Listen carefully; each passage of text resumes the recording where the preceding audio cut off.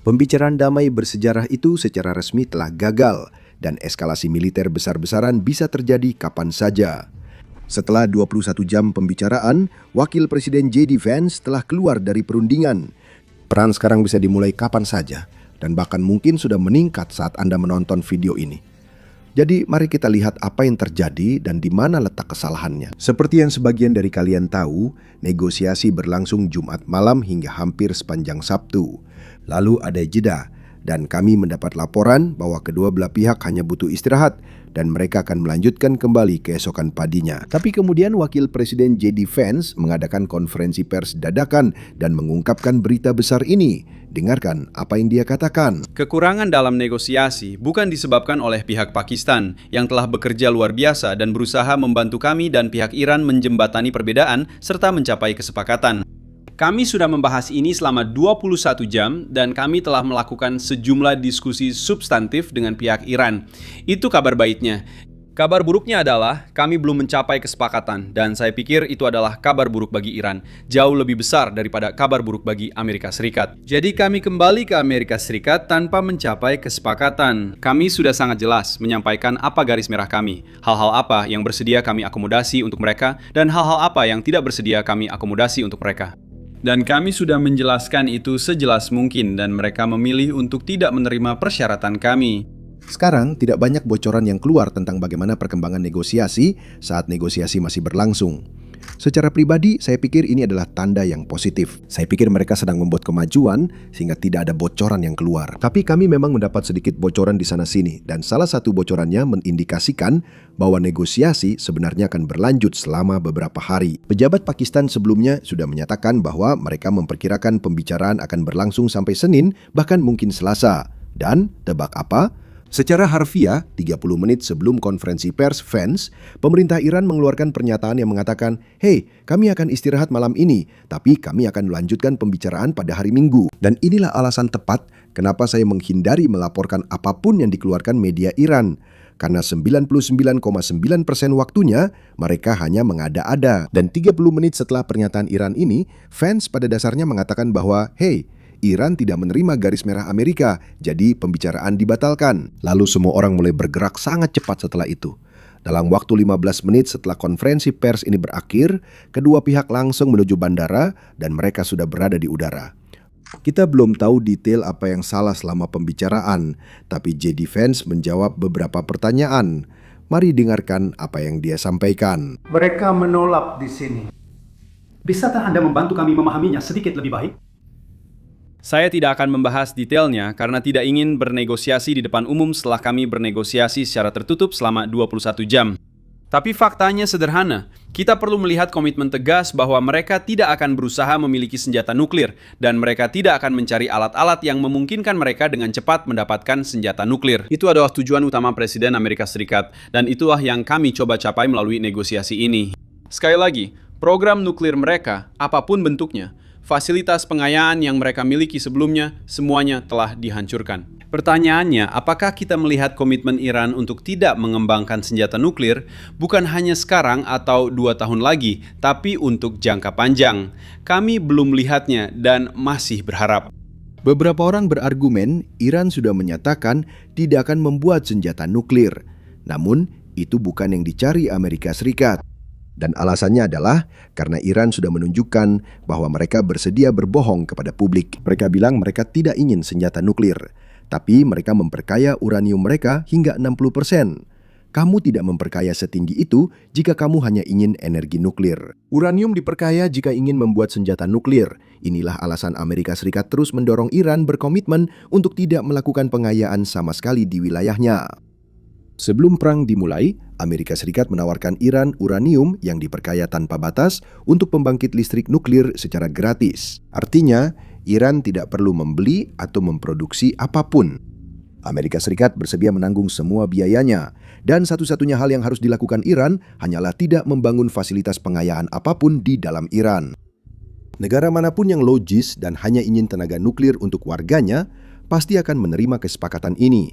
Karena ini benar-benar seperti mendapatkan diskon besar untuk menghasilkan tenaga nuklir itu. Tapi tidak, Iran menolak. Dan alasannya cukup sederhana, Iran tidak menginginkan pengayaan untuk energi nuklir. Mereka menginginkannya agar bisa terus memeras dunia. Itulah alasan mereka sudah memperkaya uranium hingga 60%. Mereka menginginkannya sebagai alat tawar-menawar. Dan alat tawar mereka pada dasarnya adalah Iran berkata, "Hei, berikan apa yang kami inginkan, atau kami akan membuat bom nuklir." Dan inilah alasan perang dimulai. Sekarang saat perang berlangsung, Amerika Serikat makin menekan tanpa pengayaan sama sekali. Kemungkinan besar Amerika Serikat juga meminta Iran menyerahkan 400 kg atau 900 pon uranium yang telah diperkaya dan disembunyikan Iran di fasilitas nuklir. Disinilah sudut pandang berperan. Amerika Serikat tidak merasa sedang kalah dalam perang ini, dan Iran juga tidak merasa sedang kalah dalam perang ini. Meskipun pemimpin tertinggi Iran sudah meninggal, para pejabat Iran juga tewas. Angkatan Laut Iran sudah hancur, Angkatan Udara Iran juga sudah tidak ada. Mereka bahkan tidak menguasai wilayah udara mereka sendiri. Namun demikian, para pejabat Iran saat ini tidak merasa bahwa mereka sedang kalah dalam perang ini. Dan itulah sebabnya mereka tidak benar-benar mau mengubah posisi mereka dibandingkan sebelum perang ini dimulai. Jadi untuk saat ini, sepertinya akan sangat sulit untuk bernegosiasi, setidaknya dalam hal ini. Tentu saja, seperti yang mungkin sudah diketahui beberapa dari kalian, ini bukan satu-satunya poin yang diperdebatkan. Masih ada poin-poin lain juga. Mari dengarkan pertanyaan lain yang dijawab fans. Ini singkat, jadi saya ingin mendengar semuanya. Silahkan dengarkan. Jen, Apakah ada kerangka kerja untuk apapun? Apakah aset beku Iran dibahas? Apakah ada kesimpulan soal aset beku itu? kami membahas semua isu itu, Jen. Juga beberapa isu lain di luar itu. Jadi hal-hal tersebut memang dibicarakan. Tapi sekali lagi, kami tidak bisa mencapai situasi di mana pihak Iran bersedia menerima persyaratan kami. Saya rasa kami sudah cukup fleksibel. Kami juga cukup akomodatif. Presiden mengatakan kepada kami bahwa kami harus datang ke sini dengan itikat baik dan berusaha sebaik mungkin untuk mencapai kesepakatan. Kami sudah melakukan itu. Dan sayangnya, kami tidak bisa membuat kemajuan apapun. Preston. Tuan Wakil Presiden, seberapa sering Anda berkomunikasi dengan Presiden Trump selama negosiasi? Ada laporan bahwa ada beberapa putaran di mana ada jeda di antara negosiasi. Seberapa sering Anda berkomunikasi dengan Presiden selama putaran itu? Dan apa yang dia katakan saat negosiasi yang Anda sebut tidak berhasil? Ya, kami rutin berbicara dengan Presiden. Saya lupa berapa kali, mungkin setengah lusin atau selusin kali dalam 21 jam terakhir. Kami sudah berbicara dengan Laksamana Cooper, Pete, Marco, tim keamanan nasional, dan beberapa kali dengan Scott Bassin. Kami terus berkomunikasi dengan tim, karena sedang bernegosiasi dengan itikat baik. Dan kami pergi dari sini dengan sebuah proposal yang sangat sederhana, sebuah kesepahaman yang merupakan tawaran terakhir dan terbaik dari kami. Kita akan lihat apakah pihak Iran menerimanya. Terima kasih. Seluruh konferensi pers ini berlangsung sekitar 4,5 menit. Dan saya rasa itu mungkin rekor dunia untuk konferensi pers wakil presiden terpendek dalam sejarah. Sekarang, di akhir, fans juga mengonfirmasi bahwa Aenika Saiti sangat fleksibel dalam persyaratan barunya. Dugaan saya di sini adalah fleksibilitas itu berkaitan dengan program rudal balistik Iran. Jadi sejak awal negosiasi hingga sekarang, tuntutan AS Serikat terkait program rudal balistik ini sebenarnya semakin melunak. Begini maksud saya, awalnya ASS meminta Iran untuk pada dasarnya menghentikan seluruh program rudal balistiknya. Dan sekarang, dalam proposal terbaru sebelum negosiasi kemarin, kita melihat AS Arak pada dasarnya mengizinkan Iran memiliki semacam program, tetapi dengan batasan pada jangkauan rudal balistik dan juga jumlahnya. Saya menduga kemarin AS mungkin menawarkan lebih banyak konsesi soal program rudal balistik mereka, karena mungkin ini adalah poin di mana AS berpikir jika memberi sesuatu, mereka mungkin akan menerima tuntutan lain. Tapi sepertinya Iran tidak mau melakukan itu. Dan tuntutan Amerika Serikat tetap cukup sama sejak awal. AS meminta pengayaan nol, pengembalian uranium yang diperkaya, dan tanpa dana untuk kelompok proksi. Namun soal pendanaan itu, kita sebenarnya tidak tahu apa-apa. Kita belum tahu apakah AS memberi konsesi terkait tuntutan terkait kelompok proksi itu. Tapi saya rasa kita akan mengetahuinya pada hari Minggu. Saat ini saya merekam pada Sabtu pagi, jadi semua informasi yang kita miliki berasal dari konferensi pers yang baru saja dilakukan oleh fans. Sekarang, hal lain yang menarik dari konferensi pers itu adalah fans tidak memberikan komentar apapun tentang Selat Hormuz. Kita tahu hal ini sudah dibahas karena dikonfirmasi oleh Wakil Menteri Luar Negeri Iran dalam pernyataannya. Silakan lihat. Sekarang, sebelum kita masuk ke pernyataan tersebut, hanya pengingat singkat bagi siapapun yang baru di sini untuk memastikan menekan tombol suka dan berlangganan di bawah ini. Itu sangat membantu kami di algoritma dan memudahkan Anda menonton video kami berikutnya tanpa bergantung pada algoritma di beranda. Sekarang, mari kita lihat pernyataan ini. Ini cukup panjang dan sebenarnya tidak mengatakan apa-apa. Ini seperti banyak kata yang pada dasarnya tidak memberikan informasi apapun. Namun di paragraf keempat, dia menegaskan bahwa diskusi telah dilakukan mengenai berbagai dimensi, termasuk Selat Hormuz. Sekarang kita tahu bahwa Iran ingin menjaga selat itu tetap di bawah kendali mereka. Tetapi tidak ada negara di dunia yang benar-benar akan setuju, atau khususnya negara-negara Arab yang berada tepat di teluk. Mengapa kapal tanker Saudi harus membayar tol kepada Iran, padahal Arab Saudi berada tepat di sisi lainnya? Mengapa kapal tanker Qatar, Kuwait, atau Irak harus membayar tol ke Iran? Itu tidak masuk akal. Bahkan Iran pun mengetahuinya. Mereka mungkin menginginkan kendali sementara atau imbalan lain karena Iran tahu Amerika tak akan membayar ganti rugi perang ini. Mereka berharap pos tol ini bisa menjadi cara mendapatkan kembali uang untuk menutup kerugian atau bahkan mengganti rudal balistik yang hancur selama perang. Tapi saya sangat-sangat meragukan bahwa Iran benar-benar akan mendapatkan apapun dalam hal ini. Mungkin itu sebabnya fans tidak membahas atau memberi informasi soal ini di konferensi pers. Dan tebak apa? Jika Iran benar-benar terus membuat Selat Hormuz berbahaya, bahkan setelah perang ini, maka Iran akan berperang dengan banyak negara lain di seluruh dunia, termasuk negara-negara teluk itu sendiri. Sekarang, ke depannya, seperti yang kalian dengar di akhir sesi tanya-jawab konferensi pers itu, JD Vance memang mengonfirmasi bahwa Iran sekarang sudah menerima proposal dari AS Serikat. Iran juga sudah mengetahui garis merah AS Serikat. Mereka bisa menerimanya atau tidak. Saya tidak benar-benar yakin apa artinya ini. Apakah ini berarti perang sekarang sudah dimulai?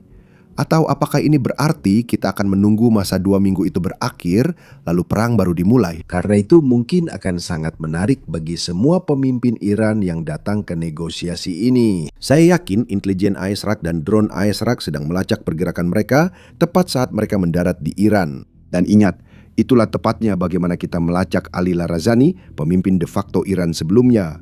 Dia keluar untuk parade besar ini, parade Kurdi saya rasa. Dan kemudian, beberapa hari kemudian, sebuah rudal menghantam tepat di tempat dia bersembunyi. AS bisa melacak pergerakannya karena dia keluar untuk parade besar ini. Dan pada dasarnya, itulah yang dilakukan para pemimpin Iran ini juga. Mereka bersembunyi, tapi mereka keluar untuk negosiasi. Mereka tidak mau menerima apapun yang ditawarkan Amerika Serikat. Dan sekarang, intelijen Israel dan Israel bisa melacak persis kemana mereka akan kembali bersembunyi. Jadi saya yakin itu adalah sesuatu yang sangat mereka khawatirkan. Sekarang ada perkembangan besar lainnya yang terjadi kemarin. Pentagon mengkonfirmasi bahwa kapal perang Amerika Serikat memang masuk ke Selat Hormuz dan kemudian keluar lagi. Mereka berada di Teluk Persia selama beberapa jam, meski pasukan Iran sudah memperingatkan kapal perang Amerika Serikat bahwa mereka akan menyerang. Tapi IS tidak terpancing gertakan mereka. Kami sudah bahas ini kemarin dan sekarang ada detail tambahan soal kejadian tersebut. Dan kami tahu persis bagaimana percakapan antara kapal perang Amerika Serikat dan pasukan Iran berlangsung. Kami punya kutipan persisnya. Jadi mari kita lihat ini. Ketika sebuah kapal AS masuk, pasukan Iran menghubungi salah satu kapal perusak lewat radio dan berkata, "Ini adalah peringatan terakhir. Ini adalah peringatan terakhir." Saat itulah kapal ISS merespons dengan mengatakan, "Perjalanan ini sesuai dengan hukum internasional. Kami tidak bermaksud menantang Anda dan saya berniat mematuhi aturan gencatan senjata dari pemerintah kami." Saya rasa pasukan Iran mempelajari sejarah Amerika Serikat karena mereka tahu menembaki kapal perang Amerika Serikat akan menjadi cara yang cukup efektif untuk meningkatkan perang ini ke tingkat yang tidak bisa ditanggung oleh Iran. Iran sebenarnya tidak mampu menenggelamkan kapal perang AS Serikat. Selama ini Iran hanya menghancurkan kapal sipil yang tidak bisa mempertahankan diri, berbeda dengan kapal perang AS Serikat. Iran pun menyadari batas kemampuannya. Karena itu, tidak ada yang terjadi. Selain itu, saat Komando Pusat mengkonfirmasi perjalanan ini, mereka juga menyatakan telah mulai membersihkan ranjau Iran dengan drone bawah air. Berikut detailnya, silakan dengarkan. USS Michael Murphy dan USS Frank E. Patterson sedang mencari ranjau Iran sambil berusaha membuat jalur yang aman dan bebas ranjau. Drone bawah air akan digunakan dalam beberapa hari ke depan. Sekarang Selat Hormuz dianggap sangat berbahaya saat ini, karena menurut laporan New York Times, Iran mungkin tidak sepenuhnya dapat mendeteksi di mana rezim Iran mungkin telah menebar ranjau. CENTCOM menulis, "Hari ini kami memulai proses pembentukan jalur baru dan kami akan segera membagikan jalur aman ini kepada industri maritim untuk mendorong kelancaran arus perdagangan." Sejak gencatan senjata Selasa, lebih dari selusin kapal melintasi selat itu, namun jumlahnya jauh lebih sedikit dari biasanya. Blokade Iran telah menimbulkan berbagai masalah global, termasuk kekurangan bahan bakar jet. Presiden Trump bahkan mencoba menarik kapal tanker kosong ke Amerika Serikat dengan menulis bahwa sejumlah besar kapal tanker minyak yang benar-benar kosong, beberapa yang terbesar di dunia, saat ini sedang menuju ke Amerika Serikat untuk mengisi minyak dan gas terbaik dengan kadar belerang paling rendah di dunia. Kami punya lebih banyak minyak dari 2 ekonomi minyak terbesar berikutnya jika digabung, dan kualitasnya lebih baik. Kami menunggu Anda. Proses cepat, Presiden Donald J. Trump. Sekarang saya akan menunjukkan peta kapal tanker menuju Amerika Serikat.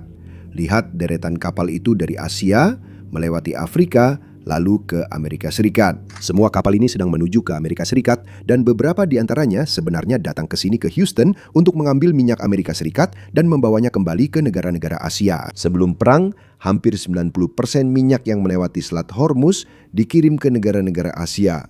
Kini banyak negara tersebut tidak punya cadangan besar. Mereka butuh pasokan minyak terus-menerus. Karena tak bisa dari negara Teluk, mereka coba mendapatkannya dari Amerika Serikat. Sekarang setelah negosiasi gagal, kita tidak tahu pasti berapa lama Selat Hormuz akan dibuka kembali. Karena ingat, ini bukan hanya soal kapal perang Amerika Serikat keluar masuk. Ini tentang apakah kapal tanker, kapten, dan perusahaan akan percaya pada keamanan Selat Hormuz agar mereka dapat mengirim kapal masuk dan keluar lagi. Selama mereka merasa tidak aman, Selat Hormuz tetap tertutup, meski Iran tak bisa menenggelamkan kapal tanker.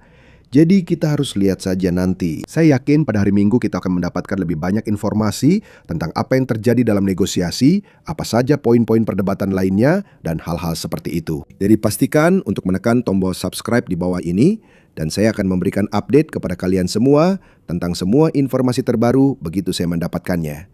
Nama saya Sam, dan sampai jumpa di video berikutnya. Kamu menonton video ini artinya kamu tahu Iran itu rumit. Namun mungkin kamu belum tahu mengapa bisa seperti ini. Dan cerita itu dimulai sebelum tahun 1979. Itu dimulai sebelum revolusi Islam. Dan tebak apa? Kami baru saja membuat sebuah seri podcast beberapa episode yang disebut Searching History yang akan memandumu memahami semuanya. Dimulai dari dinasti Qajar yang dulu memerintah Iran pada awal 1900-an. 2 episode pertama sudah tersedia untuk kamu tonton sekarang juga. Jadi jika kamu adalah seseorang yang tertarik dengan sejarah Iran dan bagaimana kita sampai di titik ini, kamu bisa menonton seri podcast kami dengan mengklik tautan di deskripsi. Atau kamu juga bisa mencari Searching History di aplikasi apapun tempat kamu mendengarkan podcast.